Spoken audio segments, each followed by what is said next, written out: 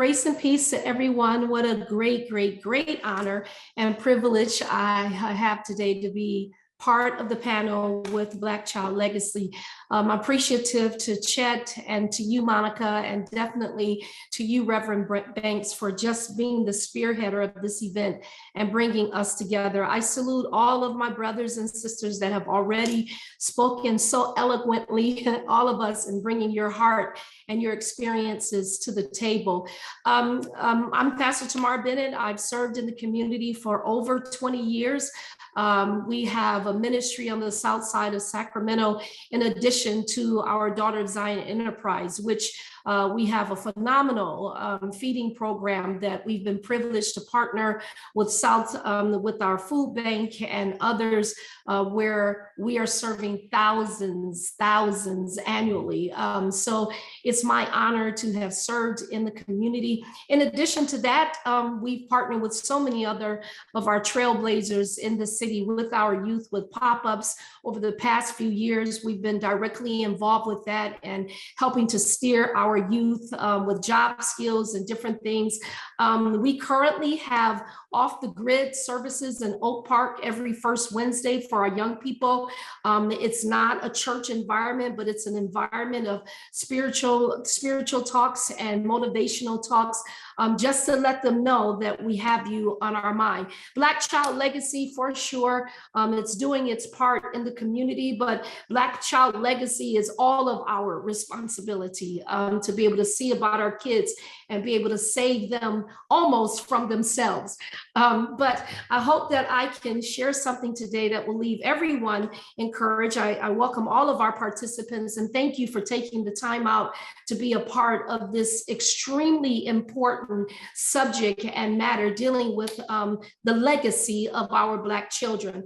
I've had the honor, thank you again for Pastor Banks, Reverend Banks. I have the honor to talk about our sweetheart, Maya Angelou, which we know she was one of the first female poets ever to recite poetry at an inauguration in 1993 under our former president, Bill Clinton. I don't think she needs a whole lot of intro or anything else because she was the definition of a phenomenal woman.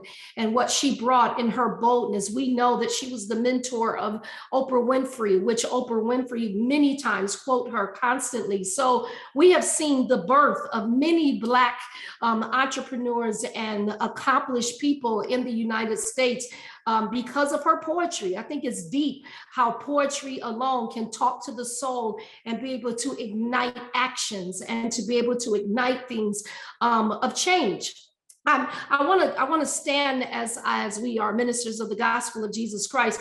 I want to minister just a little bit and tag with her on one of her quotes. She said, "You may not control all the events that happen to you, but you can decide not to be reduced by them." That's what's up. That's what's up. You can't control all the events that happen to you. You can't, but you can make a decision if you're going to let it reduce you. And I think that this is the stand and the mentality that we have to breathe and talk into the next generation, because we don't know what's going to change, good, bad, and ugly. But personally, as we deal with so many young people, what I refuse to do is to make them think change isn't possible. Not when times have changed, not when opportunities have opened up. All of us today, we're on this panel because opportunities have opened up for us to be able to do what we do. And so I know there's a whole lot of work that still has to be done, but I love to tell our young people we're almost there. And I'd rather tell them we're almost there. And I'd rather tell them we're almost there because we have seen a Black president of the United States. We have had our John Lewises, we've had our Colin Powells, we have had our people that have stood and still standing in prominent positions throughout the United States. We have doctors, we have lawyers, we have teachers, we have congressmen. So I choose to tell our young people that truly we are almost there, because I have to give them hope of what their efforts will do, of what their strides will do. We're going to always, let's keep some things real. We're going to always have the children that's going to believe it, and we're going to always have the children that's going to choose to stay suppressed, or let me just keep it plain, or use excuses for not succeeding. We're always going to have that, and that's not even something that's a Black issue. It's a life issue. You got the doers and you got the talkers. You got the people that'll try to make it happen, and you got the people that'll make every excuse not to make it happen. But this is the power of what Maya Angelou was trying to say. You can't control. We'll never, let me just be as transparent as my brother Jerome. I cannot control what another person thinks of me. I can't. But the only thing I can control is what I think of me. There's some communities and neighborhoods that they call the Kano neighborhood, like, Kano Black people live there, or you definitely can't work there. Let me just share a small experience I had one time in one of these communities. It was Thanksgiving time. My husband's a chef. It's Thanksgiving time. We go into the Safeway late at night, the night before Thanksgiving, because we were going to get the, what do they call, the gourds, the little pumpkins and things like that. So we're going to get them. And the night before Thanksgiving, you're up all night, you're cooking. I don't think I looked my best, but it's 11 o'clock. Let me go get this stuff. So I go get it. I go on the grocery store line, and they're gourds. And so you can get a whole package of them for it was like 98 cents. I can't remember. So I'm in line. And so the guy rings it up and he's like, okay, it was like 98 cents, whatever it was. So I'm looking for change because I don't want to use a credit card or my debit card for 98 cents. So I'm looking and I'm trying to get it. So the dude stopped, the Caucasian man in this Caucasian community. He looks at me and he said, do you want to use your EBT card? Now, true story. Honestly, I didn't know what an EBT card was. True story. So I looked at him and I said, what? And he said, I don't know. I said, no, it's good. I said, I'll just use my car. I use my car. But y'all know when something happens to you in those words. So I get in the car. My husband, I was like, babe, what's EBT card? He said, Tammy, seriously? I said, yeah. So I called her before. I said, what's the EBT card? She said, girl, seriously? She said, that's the welfare card or the public assistance card. Okay, I'm hot, right? You want to make a U-turn, right? You want to make a U-turn, go back to the car. You want to almost pull out. You just want to run your track record of who you really are. It was my first experience in this community that I've had to work or have brought children. It was my first time to say, you know what? I have to learn to pick and choose my battles because I can't take on every battle for what you think about me. The only thing that matters is what I think about me.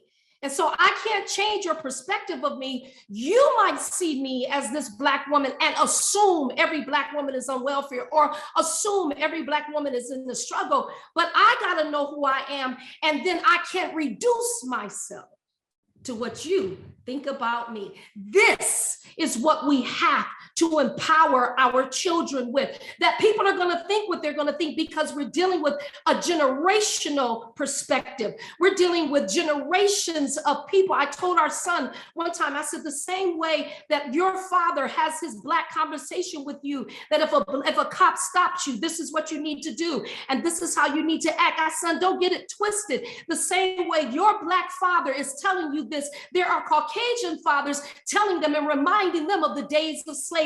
That's real talk. So they may never see you in the eyes of a great Black man, and it don't even matter. You are a great Black man, and you have to see yourself as a great Black man. And there is no neighborhood, no community, no job, no house, no business that you can't own if that's what you really want. So I think about Paul, and this is where we are with our children. This is what I believe in the essence of Maya Angelou, which we know her history of things that she suffered and things that oppressed her and opportunities that oppressed her. At some point, we have to empower our children to say, that's what was, but we're almost there.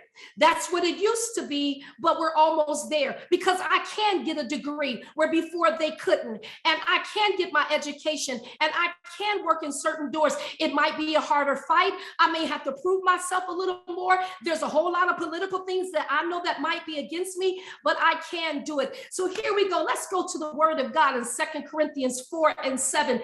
This was an attitude that the Apostle Paul had to take, because he understood understood I'm on an assignment. And this is the message for our young people. Sweetheart, we are not in the 60s, and don't let them take you there. You have voting rights, you have living rights, you have opportunities, and you have to make a decision where you're going to go. You have to make a decision. So Paul had to make a decision. I'm on assignment. That's what our young people have to hear. You're on an assignment to be better than what was, and that your parents don't even dictate. Your parents' past don't even dictate your future. You dictate your future. And the society don't dictate your future. You dictate your future. Again, you may not control all the events that happen to you, but you can decide not to be reduced to it. The Apostle Paul said, but we have this treasure in earthen vessels, that the excellency of the power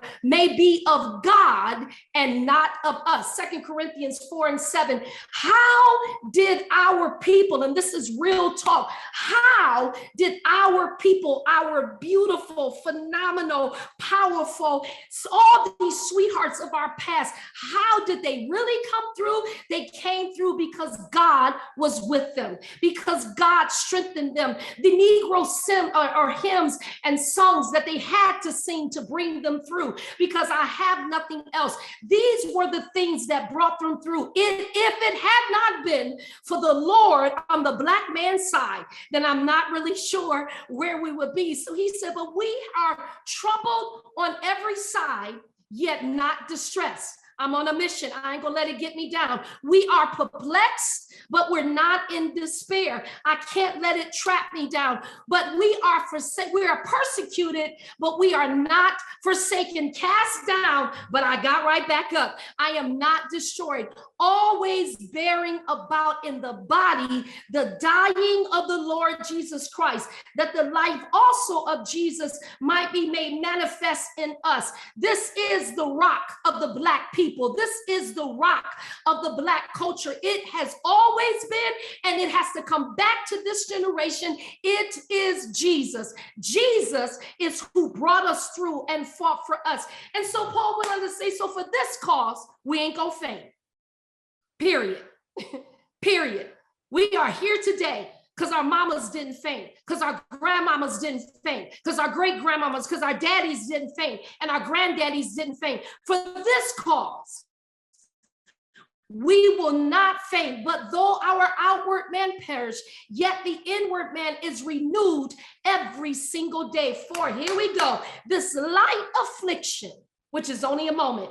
I know we went through a lot, and y'all, let's talk about it. Slavery was hard, but girl, look at us now. We are almost there. This light affliction, which is but for a moment, worketh for us a far more exceeding and eternal weight of glory. Why can we still talk about Colin Powell and he's dead? Because a glory was on him that allowed him to be and do what he accomplished. This is why we can still talk about John Lewis and he's dead, because of glory. It was a greater glory that was upon him. Sidney Poitier, Maya Angelou, we can talk about them still because there was a glory that allowed them to accomplish what they did. So yes, Maya's right. We will rise again and again, and not because of our own ability, but because Jesus already paid it for us. Do we really think Jesus didn't see the days of slavery coming? Do we really think Jesus didn't see the oppression that was going to come to us? And he said, I died for that.